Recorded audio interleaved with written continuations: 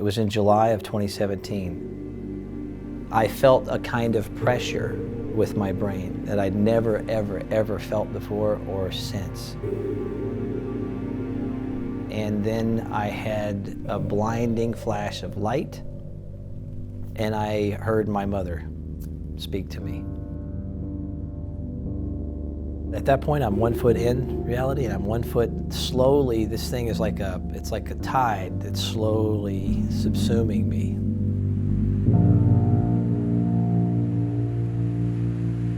And then I started to kind of wonder, wait a minute, did the treatment, did this cause this? What's happening?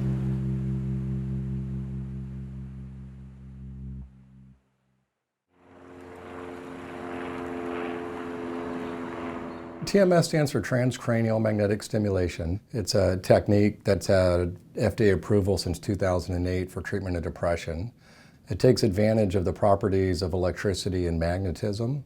And I can show you what it sounds like during a treatment. So TMS generally is very well tolerated. There's a number of known side effects that are pretty trivial, things like headache or local discomfort at the time of the treatment. There's other complications that are not considered a side effect, but more of a complication of treatment. For instance, inducing a mood switch. Someone who's being treated with a depressive disorder and through the antidepressant effects potentially can precipitate a manic episode. If someone had a mood switch and developed a manic episode, the first thing you would generally do is stop the treatment. You would want to make sure that what you're doing isn't going to drive and make things worse.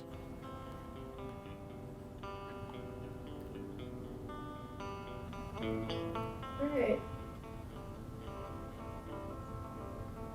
Good. Rolling? Mm-hmm. Yeah, okay. When I joined the Navy, I wanted to be a part of something to where I could just be seen as me and not as this, the adopted kid of this family. I essentially raised my hand and volunteered for the UDT SEAL program. I looked around, I could feel the energy, I could see the people, and I'm like, I belong here. This is home. In a way, the lack of really high-quality parenting in my life, or up until that point, allowed me to be a sponge. I learned everything through my experiences as a SEAL. I grew up in the SEAL team. They taught me how to be and carry myself.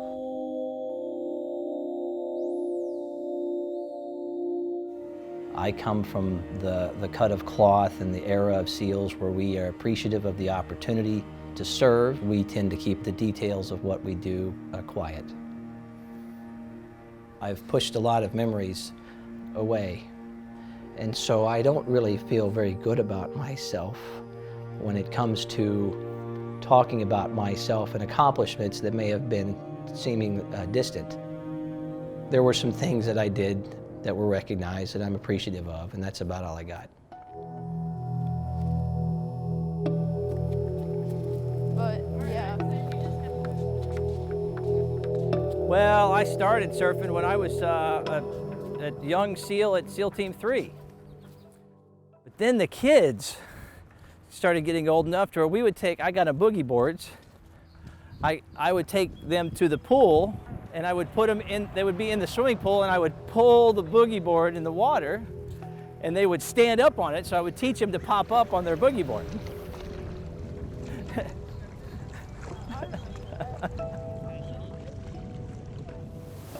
What do you think those birds are thinking when they're flying overhead? Honestly, I feel like they're not thinking at all. They're are. just trying to find food. Look at this. It looks like it's something that is solid. Yep. And then you have the ability to make it fall apart. And by the way, Toby, look at this.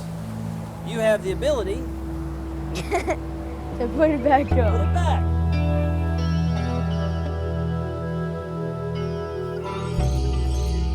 When my ex-wife, the mother of my kids, would interact, she did say there's a noticeable difference between the John that left, that went to Afghanistan, and the John that's back. So I remember some SEALs early on, hey Johnny, let's get together and have lunch and talk about, what happened, how'd it go, what's going on downrange, and I can remember being in a cold sweat and not really wanting to talk, and somebody who, at the time he said, dude, do you have PTSD?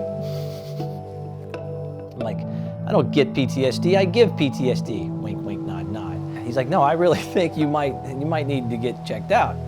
It's a cold sweat. You're checking every time somebody walks in, you're checking doors, you're checking hands, you're looking at them. He's like, I'm a team guy, I know what the hell's going on, this is what I think.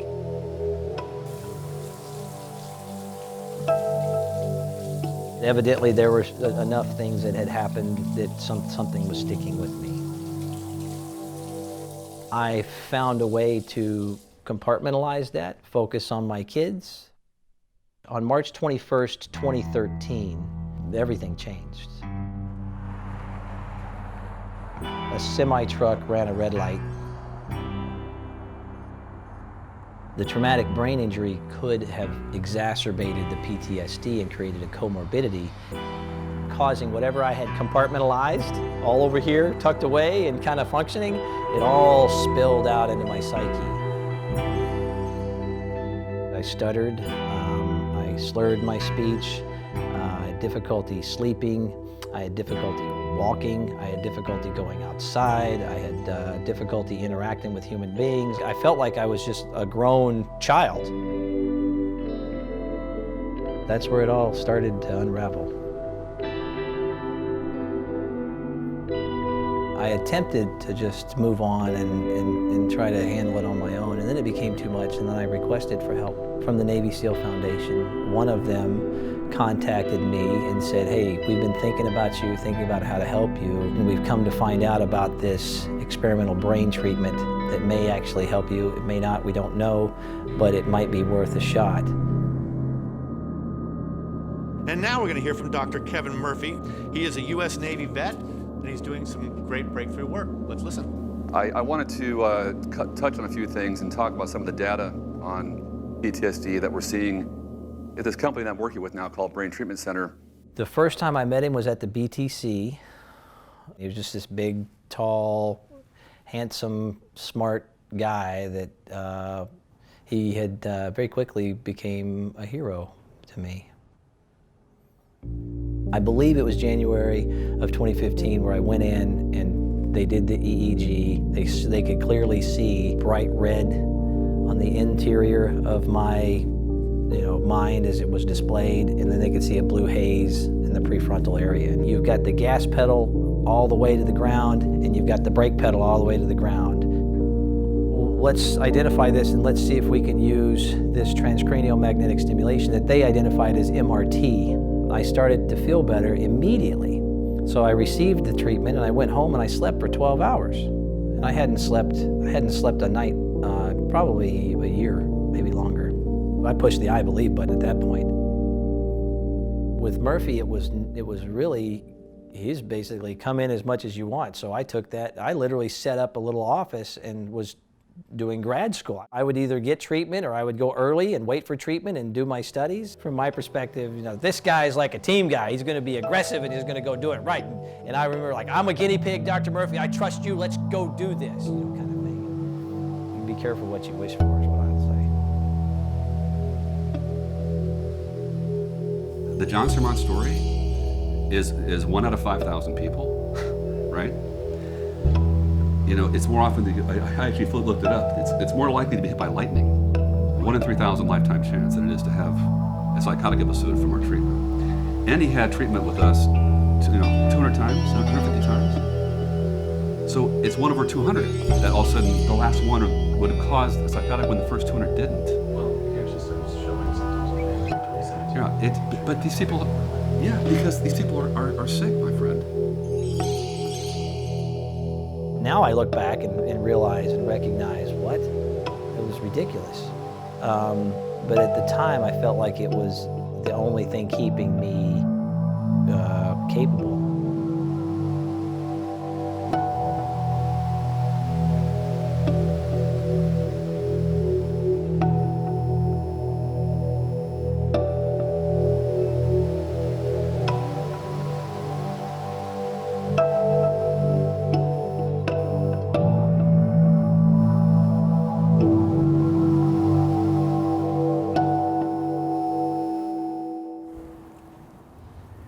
I put wine on cloth.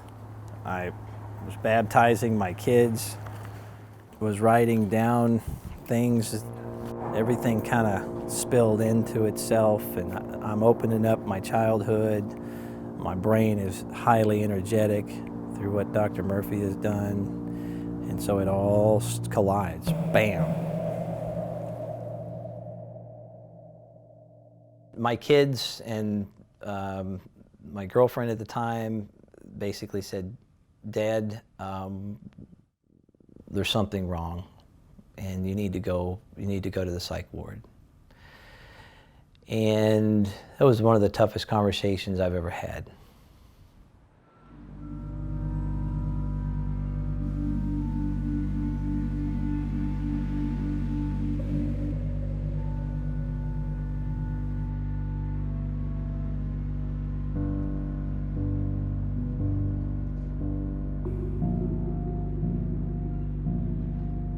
So then I came out of the psych ward after a 7-day hold. My symptoms were getting worse and worse and worse and worse. And then the scenario went full blown. I opened all the windows and the doors in the house, and then got into my truck and started driving and started following what I thought were cues. Ended up in Coronado, driving around Coronado, chasing cannibals. Midday, I drove up to La Jolla. I went down to the Seal Cove, threw my phone in the ocean, took off my shoes, threw those in the garbage. So now I'm walking around barefoot in La Jolla without a phone. I ended up finding a vehicle, made entry. So then I take the vehicle, follow cues all the way up. Like, I didn't intend to go to LA. I was following whatever cues put me wherever they put me. Jonathan Surmont, last seen walking around Coronado nearly 2 weeks ago. Someone found his wallet at La Jolla Cove on the 27th, the same day he vanished. A week later, and a few blocks away, his car turned up. I ended up finding my way to the Greyhound bus stop. I'm having conversations with old teammates I believe are talking to me through aircraft. "Johnny, it's a mission, it's all good, it's important. We've got a safe house set up for you, it's just around the corner." I would go into parking garages, I would hide under a truck, and then I would go back, up, down, backtrack on myself, and then change directions and do everything I could to finally make my way up. I felt all kinds of fear in my life, but never the kind of fear that I experienced then. And it was, my mind's escaping me, reality is questionable. So then there was this conflict that I had, like literally arguing with myself. Like, you see crazy people arguing with themselves, I'm like yelling, "This isn't true, why is this happening?" And literally one side, other side, looking absolutely crazy. There were fighter jets flying overhead, and there was a bomb threat. The people that were communicating were from the Pegasus 2. You guys must have shown up because you're supposed to. Thank you so much. At some point, I buried myself under somebody's house. Took the tree sap and covered myself up. I'm arrested at gunpoint. I thought I actually was a nuclear weapon.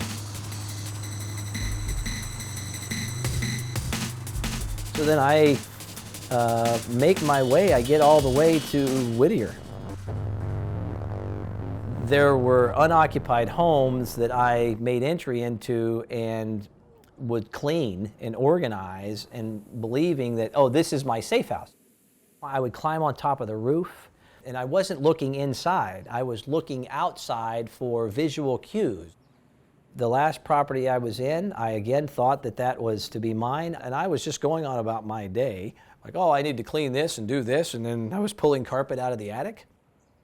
2 officers made entry, came up the stairs, guns drawn, and at that point I'm like, oh man, this was all a mistake. And then I started to cry.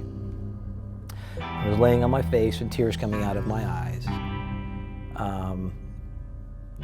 Not sure what story to believe. They arrested me as John Doe, and I continued to not know who I was. And I can remember kind of waiting for Kevin Murphy to call while I was in jail.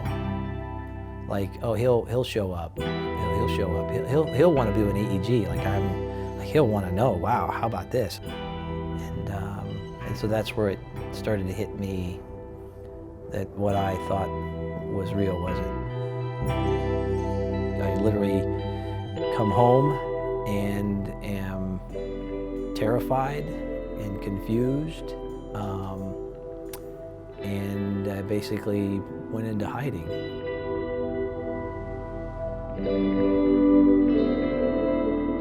It just worked out that this was really an ideal setting for me to come out into the world. You remember like the first day we came here? It was like someone coming into the sun that's been in the dark for a while. And you're like, oh. That was the feeling. Sarah is my fiancée. She's my best friend. She's my partner. She's my confidant. I have never experienced the kind of complete acceptance. There are no conditions with the love that Sarah has for me. I realize now that love is a superpower. Unconditional love absolutely can heal. He didn't have parents or anyone else around him. In a normal situation, you would have most likely you would have some sort of support system around you to help you recover physically and psychologically and everything, but also just push you a little bit to get back into the world and remember the things you like to do. I did that. I did that for him, I guess.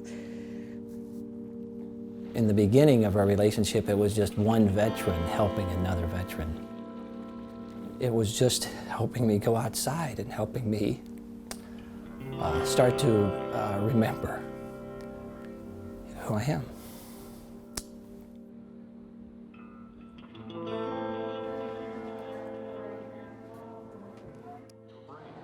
And everything your brain does comes from electrical signals and chemical connections. I had some pretty dark moments. At some point, I thought about killing myself. And then I was reminded that I have children and they were depending on me. There was a point where I started to kind of feel like, oh, I'm just damaged and, that's just the way it goes. Cutting a hole in the head. Boy, it sure is a good thing I didn't live back then. Yeah. I have tried to find some way to hold myself accountable, find a way to find yourself at fault, that it's my fault that Kevin Murphy left. It's my fault that these things happened. As I've gotten better, I've been less and less able to find the moment where I'm the one that enabled all of this. I wish he would have given me a reason to believe that this was a mistake or a misunderstanding. The fact that he never even looked me in the eye, never faced me, he treated me like I was just disposable, like it never happened. And so I have 3 kids that are proof that I happened.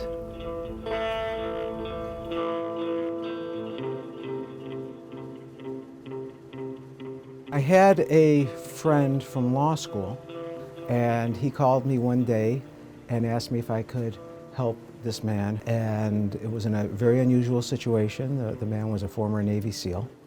They call him John Doe in the police report. As proof that he didn't even know his name. He wasn't even able to tell him his name.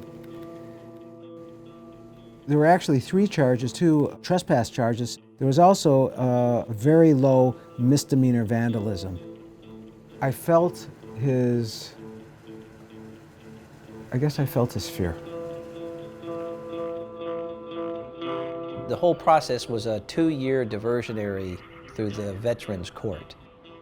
Everything that I had been charged with was all essentially going to be dropped. It is a heavy weight and it's a heavy burden because of the legacy I was hoping for my children to have would be that of of a caring and innovative, loving and patriotic father instead of what we have today. I'm hopeful that over time that can be repaired, but I do feel a deep sadness for my children.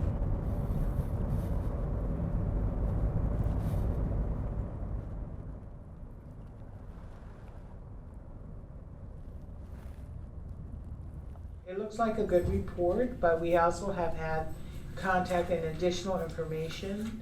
John's judge received this horrible letter about how sick John is and how bad John is, and it was a family law matter. And now the judge was thinking, I may not grant the diversion. And that was a major problem. He was very upset. This whole experience has been just one Hunter S. Thompson, ridiculous experience after another. I'm not belly aching like I deserve some special treatment. I would like to be seen as a human being and a legitimate father. It's crazy, but I'm tired of it being my life. I'm tired of this. It's exhausting. Fucking exhausting. And I can handle a lot. He could see the consequences it would have for his kids. It did create, a ripple effect with relationships and some resurfacing of things that had been put away. This is a BioLite. It's actually a portable fireplace.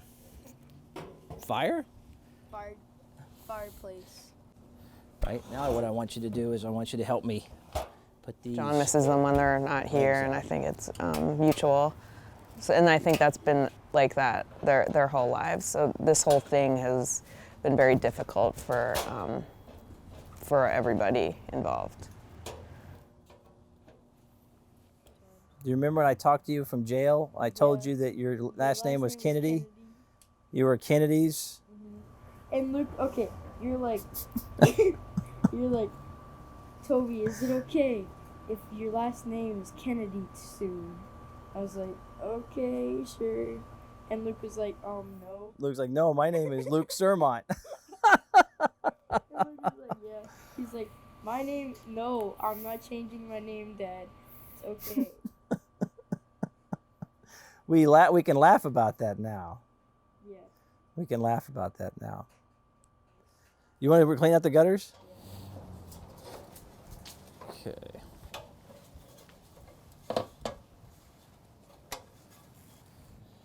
We'll come over here. It feels good standing on the appropriate roof, Toby. I'm on the right roof. This is mine. Hello, everybody.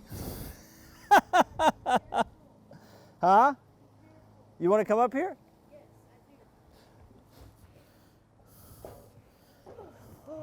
Now just sit right here. Okay, now back, use your butt. Scoot back just a little bit. We'll find some sunshine. I had caretakers, whatever they're called. Foster. Yeah, and then the people adopted me, but they're not really my parents. Point is when you don't have something is when you learn to value it the most. Yeah. And so I've really appreciated being your dad and Kaylee's dad and Lukey's dad. Yeah. And even it's been hard. It's been real hard for you guys being away. It's been real hard. I don't know that anyone else could have faced some of the things that have happened and keep going and survive. It's pretty amazing.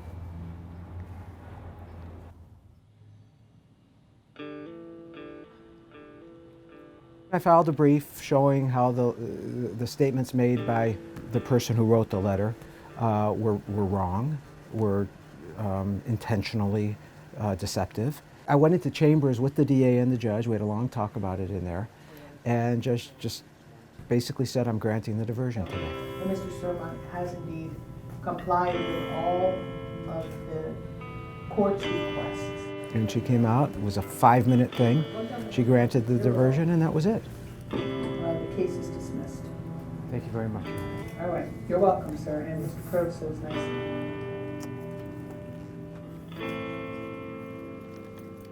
So,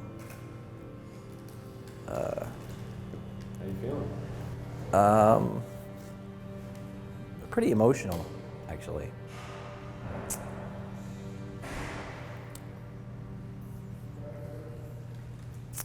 Yeah, it's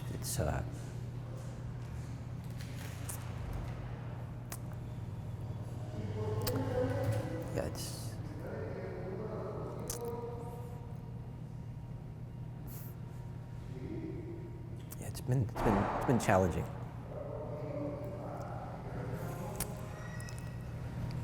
So, thank you guys. Get out of the house and get some air. Yeah, let's do that. This is the first time that I haven't had the burden of the criminal justice system weighing on me. And so the sun feels pretty good right now.